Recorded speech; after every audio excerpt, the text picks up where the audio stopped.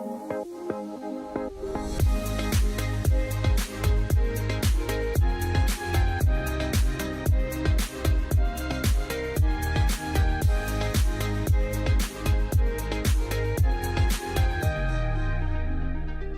Enid, and welcome to another City Update with Derrick Silas as your host.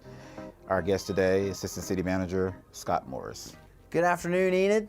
As you guys know, there's construction going on all over town. One of the things we do at every one of these meetings is update you where some of those road closures are and some of that good city progress is being done. Yep. We're not immune to that ourselves, are we, Derrick? Nope. We've got some of that going on right here at the Media Center. Matter of fact, outside the doors here, they are tearing up this parking lot, and they're making all kinds of racket and noise. So if you hear noise during this update, they've got the door open. You can see what's going on out there. Big chunks of asphalt all over the place, and yeah, it's progress. We've needed a new parking lot in this building for a while, so very, very good progress there on what's going on. Yep, very good. Yeah. Yep. We'll get to some of our other road closures in a bit. However, let's talk about some quality of life issues. The Enid Public Library all summer, along with the Regional Food Bank of Oklahoma, Enid Public Transit, and the parks and Loaves and Fishes have partnered together to have the lunch bunch. And next week will be the end. It'll end next week. But this week is the last full week of lunch bunch. They have two, one at Champion Park Gym and one at New View Apartments. So that's a good service to the community, and it's a good thing. So the pool's about to close, or it already is closed, but this weekend, isn't there an event at the pool? Yes, the Doggy Dip. Doggy Dip. So our annual Doggy Dip. Now, we did have Fast and Furious also, but that's canceled because we had low subscribers or people that registered for the event. So, but we will have the Doggy Dip, which is 2 to 5 p.m. on this Saturday, August 14th. And it's free to the public and for dogs. So bring your dog out for that event. Then we have upcoming in September, we have the Camping in the Park event, which will be September 24th and 25th. Beginning that Friday, they will have a movie in the park, and we'll be putting, right now, I think it's Tom and Jerry. I think that's what it looks like. With it. Tom and Jerry, 10 o'clock. Yep. And they're all, just bring your tent, have fun, camp in the park. What it's all about for families. And then October 9th, we'll have the Community Culture Celebration coming up. If you want to participate in this event as a vendor, as a singer, or as a dancer, bringing food or any crafts, you can contact the Special Events Department. You can email them at specialevent@enid.org and tell them you want to participate. So, or you can go to enid.org/ccc to get the registration form, and all the information on there is on there. I hope there's a lot of participation. That has the potential to be something very, very cool in that area. It is. Yeah. And that is at Government Springs Park North. And remember, the parking there is a little tricky since there's some construction going on Oklahoma there in between the park and the hospital. So if you park to the west in those parking lots to the west, that's probably the best place to park. Exactly. And speaking of construction, we have a number of construction going on in the city. Let's talk about, first we have the water line relocation on East Pine Avenue from 10th Street to 12th Street. And that should be around 4 months. It closed around June, and around October, middle of October, it should be back open. Then we have the Garfield County Southgate Road construction that's going on. That began July 7th, and we don't know an end date right now for that, but just remember, in order to go to the landfill, you have to take 30th Street towards Southgate in order to access the landfill. Then we had the road closure on North Central from Walnut to Chestnut, and that's for water line work. As you can see a map on the area that is closed intermittently for that construction. Then, what you were talking about, the street collapse there on Oklahoma Avenue, so that, you want to talk about that? Sure, this is going to take some time to complete, probably in the neighborhood of 18 to 20 months to get completed. We are doing the engineering on this bridge in-house. That will save some time, it will save money. We've got the engineers on staff with the experience to do it, and then we'll get the bids out and get the construction underway. We're expecting that it takes several months to prepare all of the engineering documents, and then it takes a few more months to do the bidding process, competitively bid. And then it'll probably take at least around 1 year construction time once we have a contractor hired for this job. So be patient. I know this is not a convenient location for a bridge to go out, but definitely we're thankful that that it was found and caught when it did. This bridge needs to be replaced. This road needs to be repaired. So we're getting on that as quickly as possible, and we'll see. Okay. We'll see, but it could be a year and a half before it's ready. Good to know. Now we're going to also have there's also road reconstruction going on Randolph Avenue at 5th Street, and you can see the intersection there on the map. That is closed for that construction. And then we have a sidewalk construction on West Park Avenue from Independence to Grand. Here's a map of that location. Then we have the road closure on portion of Quail Creek Drive for concrete repairs. So much construction going on. Yes. And there you can see that area there that is on the map that is closed for the concrete repairs. There's also sidewalk repairs on a portion of East Randolph Avenue.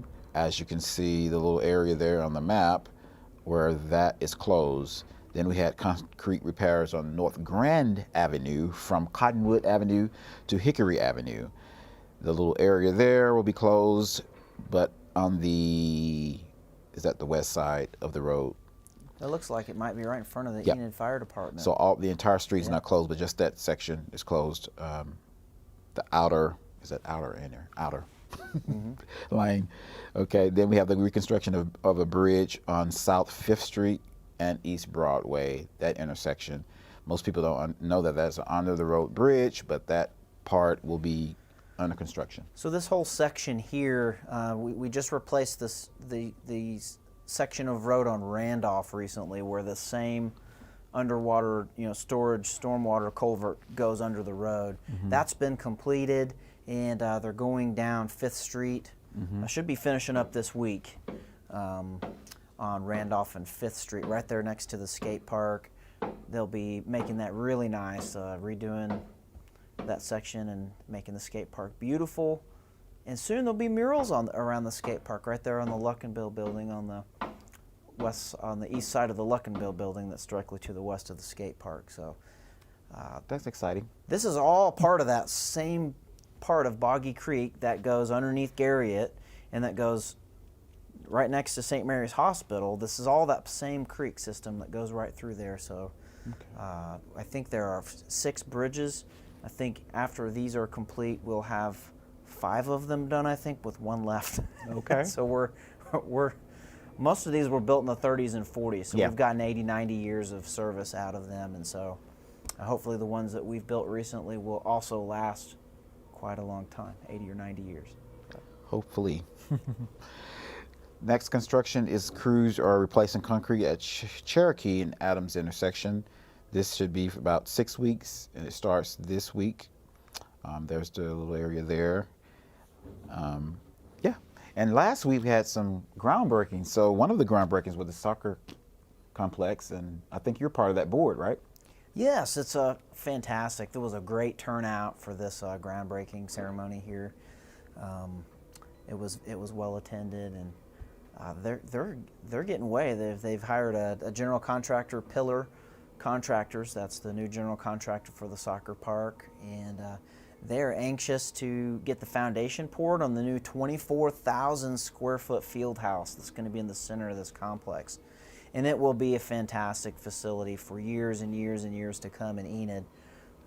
That will attract people from all over coming in, that will stay at hotels, that will go to restaurants and spend money at other retail outlets, and it'll be fantastic for our youth and our community. And what a great partnership it is. $12 million project. They've got about $4 million donated from the Allen and McLaughlin families, and the city's kind of matched that $3 to $4 million amount, and then they fundraised another $4 million.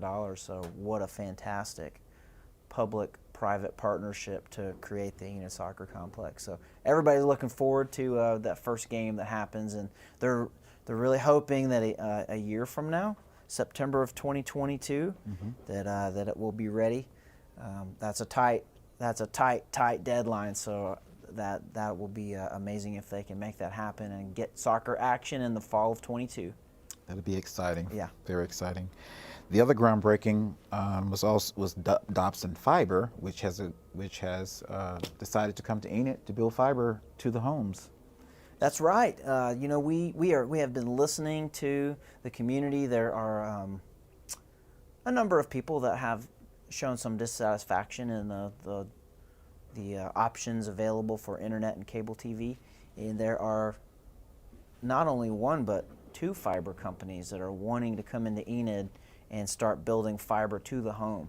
One of them is Dobson, and that's the group here that this groundbreaking ceremony was with. They're an Oklahoma company, and they've already got a contract with OG&E to hang fiber from poles. OG&E's there in the picture there, and the other one is Blue Peak. We haven't done a groundbreaking for them, but they were at the last council meeting, so they are also wanting to come into Enid and provide fiber to the home. So very exciting. Enid, we may have some options. There may be some competition coming up soon. Yeah, and I think Blue Peak also has a cable service option as well. They do. So. They have fiber to the home and cable TV. Yeah, that's very exciting for the city. Okay. I want to remind residents that you can report any issues by going to cclickfix.com. If you can do a request, or we can report a pothole. Even you can request a bus ride or cancel a bus ride by using the app. So if you just go to cclickfix.com, or you can download the smartphone app in your Google Play Store or the iTunes Store. That's all we have for today, but I want to remind residents also that we are on Roku, and we do have Amazon Fire TV. So you can always find us there. Look for the City of Enid in both of those channels or both of those TVs, and we're there. So other than that, anything else? Have a great afternoon, Enid. All right. Well, have a great afternoon, Enid, and we'll see you next Monday, 1:30 p.m. Until then, have a great day.